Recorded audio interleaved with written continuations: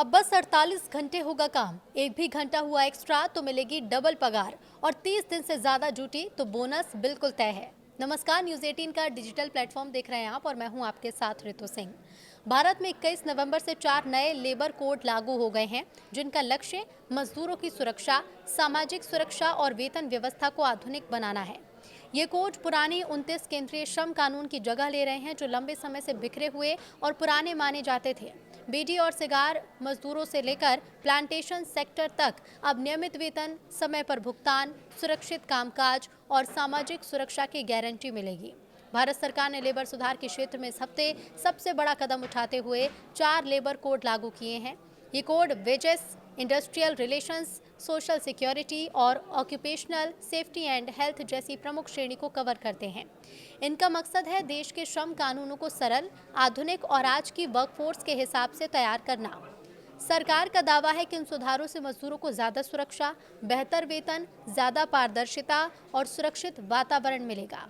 साथ ही उद्योगों के लिए नियम सरल बनेंगे और रोजगार के अवसर भी बढ़ेंगे। नए कोड लागू होने के साथ भारत का लेबर स्ट्रक्चर अब एक कंसोलिडेटेड ढांचे में बदल गया है, जो पहले की तुलना में काफी सिंपल है।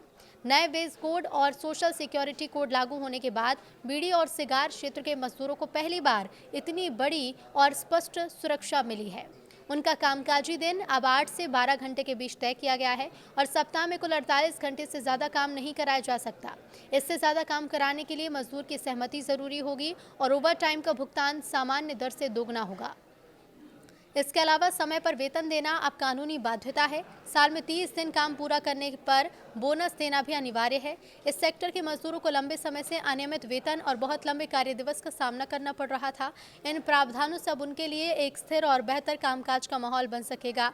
नए occupational safety and health code और सोशल सिक्योरिटी कोड से प्लांटेशन क्षेत्र के मजदूरों को बड़े स्तर पर राहत मिली है। जिन प्लांटेशंस में 10 से ज़्यादा मजदूर होते हैं या जिनका क्षेत्रफल 5 हेक्टेयर से ज़्यादा है, वो सीधे नियमों के दायरे में आएंगे। एम्प्लॉयर को रसायनों के इस्तेमाल, भंडारण और हैंडलिंग के लिए सुरक्षित ट्रेनिंग देना अब अनिवार्य होगा। साथ ही व्यक्तिगत सुरक्षा उपकरण यानी कि पीपीई उपलब्ध कराना भी जरूरी है।